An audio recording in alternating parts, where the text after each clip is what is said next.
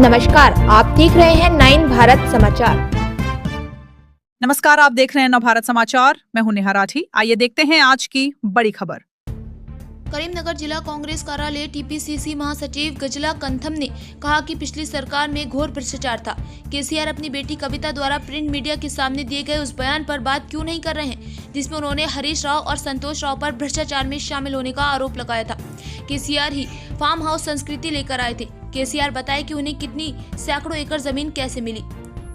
9 भारत समाचार तेलंगाना करीमनगर से अब्दुल समद के साथ नवीन कुमार की रिपोर्ट। కాళేశ్వరం ప్రాజెక్టు మీద మీరు దోసుకున్నారు కదా, దాని సంగతిలో అడుగుతున్నా అంటున్నా.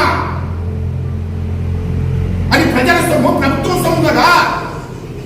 ఆ విషయం సొంత సెలనే చెప్తుంది కదా. ఆ విషయం హరీష్ రావే ఒప్పుకున్నాడు కదా. ఇది దోసుకున్నది వాస్తవమే.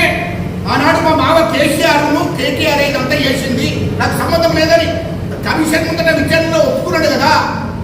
సేమ్ టైం కవిత కూడా అంటుంది కదా, అవినీతి జరిగింది వాస్తవమే, కానీ హరీష్ రావు దోపిడీ చేసిండు.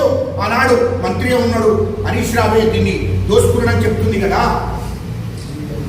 మరి దీంట్లో నేను ప్రభుత్వం విచారణయంగా, కమిషన్ విచారణయంగా సొంతంగా మీ ఇంట్లో వాళ్ళు హరీష్ రావు ఒక దిక్కు, కవిత ఒక దిక్కు ఒప్పుకుంటున్నాడు కదా. దీని సంగతి నేను అడుగుతున్నా కేటీఆర్. అంటే ఇవాళ విద్యుత్ అంటారు 80,000 కోట్లు విద్యుత్ కొనుగోలు అంటారు. కేసీఆర్ ముఖ్యమంత్రి ఉన్నప్పుడు అసలైంది 40,000 కోట్లు, ఇంకా 40,000 కోట్లు మీరు దోపిడీ చేశారు.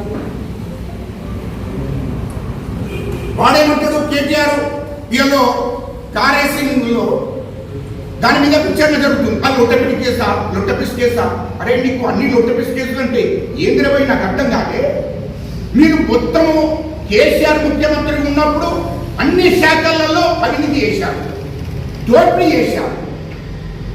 మళ్ళీ విచారణ జరిపిస్తే లొట్టపిసి కేసా అంటున్నారు. లొట్టపిసి కేసేనయ్యా, ఆగు, ఎందుకు తొందరపడుతున్నావు? విచారణ జరుగుతుంది, జైలుకు పోతారు శాశ్వతంగా, ఎందుకు తొందరపడుతున్నావు కేటీఆర్? తొందరపడకు. లొట్టపిసి కేసా, అది లొట్టపిసి కేసో ఏం కేసో అంటే ప్రభుత్వం విచారణ చేస్తే నీకు లొట్టపిసి కేసు అనిపిస్తుందా? తమాషా గిట్ట వేస్తున్నావు ఏంటి? లేకుంటే ముఖ్యమంత్రిని ఇష్టం వచ్చినట్టు మాట్లాడతావు, లేకుంటే మా కాంగ్రెస్ ప్రభుత్వాన్ని మాట్లాడతావు. ఏం తమాషా చేస్తున్నావా? ఇయల్లో హరీష్ రావు గారే క్లారిటీ చెప్పాడు. కవిత మొత్తం భాగవతం అంతా చెప్పాడు, మీరు ఎంత దోపిడీ చేసిండ్రు. కవితను ఓపెన్ గా మీడియా ముందట చెప్తుంది కదా. ఇంకా దీనికన్నా సాక్ష్యం ఏం కావాలి? సొంత కేసీఆర్ కిందనే చెప్తుంది కదా. ఇయలో సిరిసిల్ల నేరల ఇష్యూ ఎట్లా జరిగింది కవితనే చెప్తుంది కదా. దళితులను 5 దళితులను పనికి రాకుండా తాటికి ఉపయోగించి కొట్టి వాళ్ళు కుటుంబం 5 కుటుంబాలు ఇయ్యాలో పనికి రాకుండా చేశారు, వాళ్ళను పని చేసుకోకుండా చేశారు. అలా జీవితం నాశనం అయిపోయినాయి. కవితనే చెప్తుంది కదా. మేము అంతకుముందు నేరల ఇష్యూలో నేను దాన్ని భుజా స్కంధం మీద వేసుకొని ఉద్యమం చేశాను, దాన్ని ఢిల్లీ దాకా తీసుకెళ్లాను. అప్పుడేమో అబద్ధం అని చెప్పారు, ఇవాళ కవితనే ఒప్పుకుంటుంది కదా. అంటే వాస్తవాలు నీ కుటుంబం నుంచే బయటకు వస్తున్నాయి. కేటీఆర్ ఎందుకు తొందరపడుతున్నావే? మీకు ఎక్కడి నుండి వచ్చినాయి ఆస్తులన్నీ? ఎక్కడి నుండి వచ్చినాయి? హైదరాబాద్లో 5 అంతస్తులు అండర్ గ్రౌండ్ నుంచే లేపావు, 500 కోట్లతో కట్టావు. ఎక్కడి నుండి వచ్చింది ఇల్లు? కేటీఆర్ మీకు ఫామ్ హౌస్ ఎక్కడి నుండి వచ్చింది? 100 ఎకరాల. నేను అడుగుతున్నా చెప్పు. హరీష్ రావుకు అంతకుముందు ఇల్లు లేదు, కేటీఆర్కి ఇల్లు లేదు. బంజారా హిల్స్ లో ఒకటే ఇల్లు, రోడ్ నెంబర్ 12. కేసీఆర్ ఆ ఒక్కిట్లనే కేసీఆర్ ఉండేవాడు, వాళ్ళ కుటుంబం ఉండేది. కానీ వాళ్ళు ఏమైంది? కేటీఆర్ 500 కోట్లతో ఇల్లు కట్టాడు, 5 అంతస్తులు. ఇవాళ హరీష్ రావు అక్కడ ఇల్లు కట్టాడు. హరీష్ రావు ఫామ్ హౌస్ 100 కోట్లతో. కవిత 200 కోట్లతో బంజారా హిల్స్ లో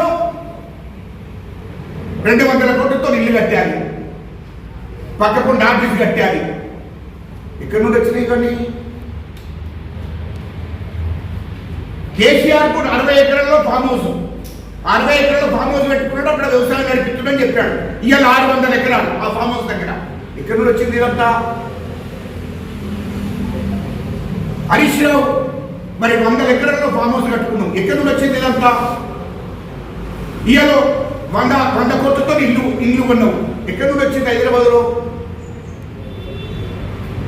ఇవన్నీ ఎక్కడి? మీకు కేసీఆర్ ఫామ్ హౌస్ 60 ఎకరాల నుంచి 600 ఎకరాలకు పోయింది. KTR farm house, KTR గిన్లు, Harish Rao గిన్లు form హౌస్లు, కవిత గిన్లు ఫామ్ హౌస్లు, సంతోష్ రావు గిన్లు ఫామ్ హౌస్లు. ఇక్కడ నుండి వచ్చింది ఇవన్నీ? అమెరికాలో పెట్టుబడులు ఎక్కడి నుండి వచ్చినాయి అంటున్నా? అమెరికాలో 40,000 కోట్ల పెట్టుబడి పెట్టాడు కేటీఆర్, ఎక్కడి నుండి వచ్చింది అని అంటున్నా. అది ఎక్కువ మొదలు. దుబాయ్లో 25,000 కోట్లతో దుబాయ్లో పెట్టుబడి పెట్టావు పెద్ద కంపెనీలు, ఎక్కడి నుండి వచ్చింది అని అంటున్నా. లండన్లో 20,000 కోట్లు పెట్టుబడి పెట్టావు, ఎక్కడి నుండి వచ్చింది అది? అది ఎక్కువ మొదలు. కవిత ఇవాళ దుబాయ్లో 3 ఇళ్ళు ఉన్నది 500 కోట్లతో, ఎక్కడి నుండి వచ్చింది?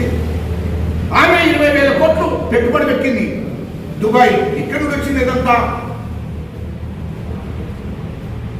ఇవాళ హరీష్ రావు సింగపూర్లో 25,000 కోట్ల పెట్టుబడి పెట్టాడు కంపెనీలో, ఎక్కడి నుండి వచ్చింది?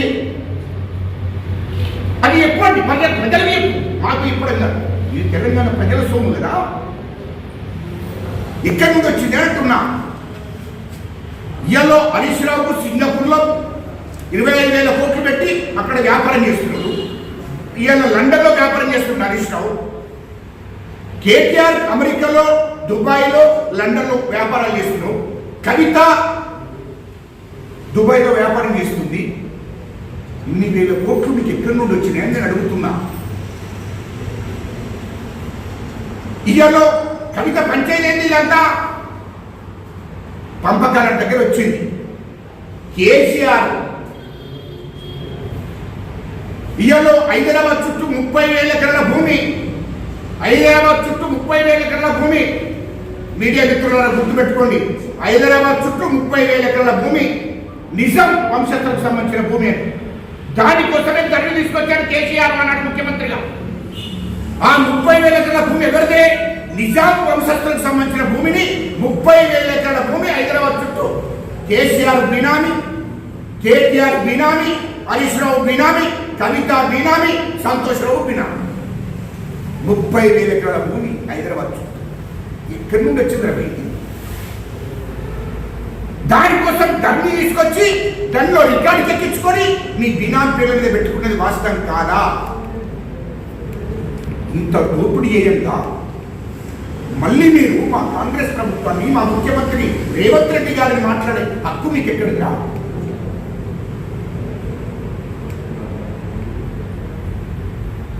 ఎక్కడిది ఇదంతా అని చెప్తున్నా, అడుగుతున్నా. ఇంకా మళ్ళీ నీకు తెలంగాణ ప్రజలు మభ్యపెట్టడం కోసం ప్రయత్నం చేస్తున్నారు. మా ముఖ్యమంత్రి గారు 18 గంటలు పనిచేస్తున్నాడు. కేటీఆర్ మా ముఖ్యమంత్రి నీతి నిజాయితీగా 18 గంటలు పనిచేస్తున్నాడు. మా మంత్రులు 18 గంటలు పనిచేస్తున్నారు తెలంగాణ ప్రజల కోసం. తెలంగాణ ప్రజలకు హామీలు ఇచ్చారు. హామీలను నిలబెట్టడం కోసం ఈ తెలంగాణ రాష్ట్రాన్ని మీరు దోపిడీ చేశారు. ఇవాళ అన్ని రకాలుగా తెలంగాణ రాష్ట్రాన్ని ముందుకు తీసుకుపోవాలి, నిధులను సమీకరించుకుంటూ స్కీములను అమలు చేసుకుంటూ మా ముఖ్యమంత్రి గారు ముందుకు పోతున్నాడు.